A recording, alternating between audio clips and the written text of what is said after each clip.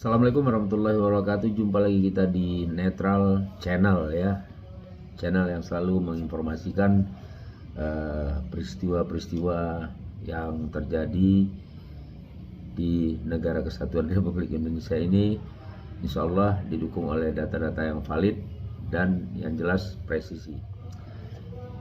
Oke Mas Bro, hari ini kita coba mengulik atau mengupas masalah kinerja dari Gubernur Jawa Barat ya, dan nantinya mungkin sedikit agak bukan mau menyudutkan ya atau mau mendiskreditkan gubernur-gubernur lain ya, tapi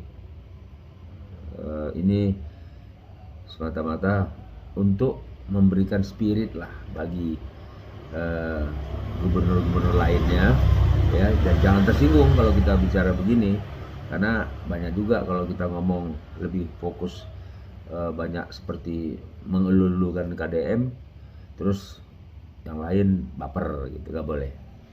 Nah gini, ada sebuah perkataan ya atau kalimat ini sangat bukan menusuk hati ya, tapi dalam sekali maknanya ya. Sebuah kalimat begini, presiden itu tidak perlu seperti KDM ya. Sabar dulu Mas Bro ya, simak aja dulu. Presiden itu tidak perlu seperti KDM. Terus apa perlunya, apa yang perlu apa? Nah kalau itu pertanyaannya, kita jawab. Ini versi gue ya. Kalau menurut gue sih, yang terpenting adalah bagaimana kalau bisa seluruh kepala daerah di wilayah Negara Kesatuan Republik Indonesia ini seperti KDM. Ya, ya itu ya. Karena kalau presidennya hebat ya, presiden sudah hebat, tapi kepala daerahnya nggak hebat, ini kan konyol ya kan, konyol ini. Bukan kita mengatakan bahwa yang gue bilang tadi bahwa KDM hebat, ini nggak perlu kan, kita nggak perlu ucapkan kepada sosok Deddy Mulyadi, Gubernur Jawa Barat, nggak perlu kita ucapkan hebat, dan dia juga nggak butuh yang begitu orang, dia nggak butuh sanjungan. Yang penting dia keluar dari kantor, paling mampir sebentar di Gunung Sate, mungkin 80% 75% dia bekerja di luar ya. Maaf, bukan gue bilang juga yang gubernur-gubernur lainnya, kepala daerah lainnya tidak begitu, tapi bisa dipastikan sih ya banyak gubernur yang bekerja di belakang meja aja, tinggal tunjuk-tunjuk ke bawahannya ya, ke jajarannya, udah nanti bawahannya laporan ABS asal bapak senang. Jadi dia tidak memantau keadaan yang sebenarnya itu, karena bawahan-bawahannya itu melaporkan supaya Pak Gubernur ini senang aja, padahal belum tentu begitu yang ditemukan, temuan-temuan di lapangan ya. Cari aman aja nih jajaran yang bawahan-bawahannya nih ya, di bawah gubernur apa tuh ke bawah. Nah satu hal lagi, kenapa gue bilang kita nggak boleh baper ya para kepala daerah ketika orang-orang mengeluhkan memuji-muji Kang Deddy Mulyadi, bukan sosoknya yang dipuji tapi kinerjanya, kebijakannya itu memang banyak berpihak ke rakyat. Dia kerja nyatanya jelas di lapangan. Masalah pembangunan infrastruktur dalam bentuk jalanan, sekolah diperhatiin, dilihat ke sudut-sudut daerah itu, dia liatin kalinya, ininya, apanya. Nah kemudian ya biasalah manusia namanya, ada yang mengatakan apa, gubernur konten, ya nggak apa-apa, siapa yang ngelarang rupanya gubernur untuk konten, toh dia manfaatkan hasil kontennya itu juga buat kemaslahatan masyarakat, dia bantu pakai uang pribadinya hasil konten, kenapa enggak, kenapa harus baper gitu loh. Ya kan begitu. Sampai yang ironisnya boleh kita lihat deh di media-media sosial tuh, masyarakat di luar dari Jawa Barat nih banyak yang berkomen, ya, banyak yang bersumpah malah, demi Allah saya demi ini dan demi itu.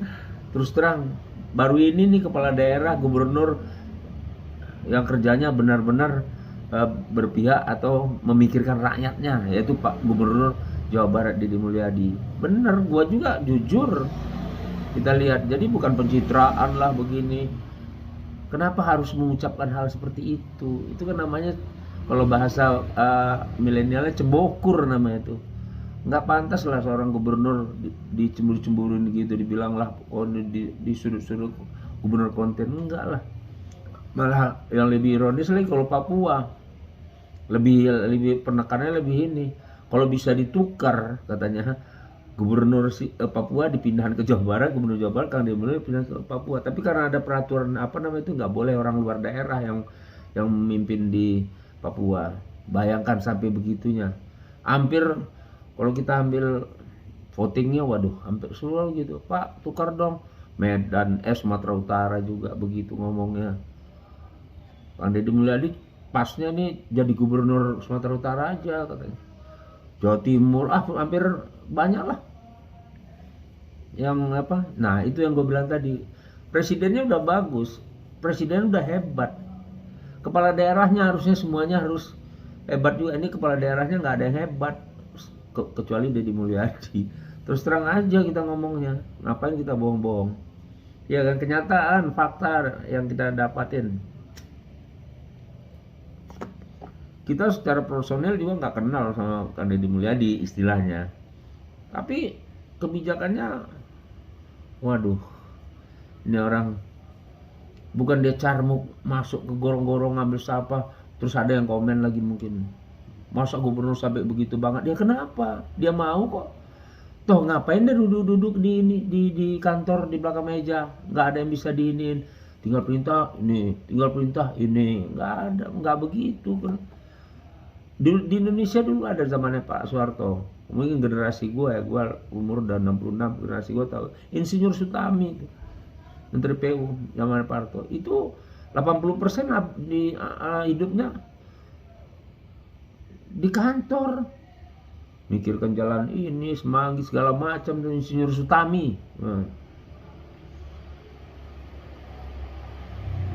Jadi jangan baper lah, ya. Udah baper, menghasut lagi supaya menjelek-jelekkan Deddy Mulyadi atau mendiskreditkan Deddy Mulyadi, ya.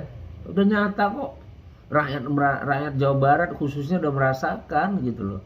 Malah dia pergi ke daerah-daerah lain membantu ini itu, nggak pakai APBD Jawa Barat. Ya, itu yang tadi ya, awalnya kita buka itu kalimat tadi itu ya, presiden nggak perlu seperti KDM. Terus yang perlu seperti KDM siapa? Ya gubernur-gubernur lainnya di seluruh Indonesia harus seperti KDM gitu. Itu aja mungkin ya. Ya, intinya itu kita cuman agak berpanjang lebar sedikit supaya lebih enak gitu dengarnya. Nggak terputus-putus. Ya, jangan baper lagi ya, kepala daerah yang di luar dari Jawa Barat. Apa salah sih dicontoh kerjanya? Ya, jangan mikirin proyek aja. Proyek maksudnya yang tanda petik ya. Kacau nih udah. Aduh. Ya udah, itu aja.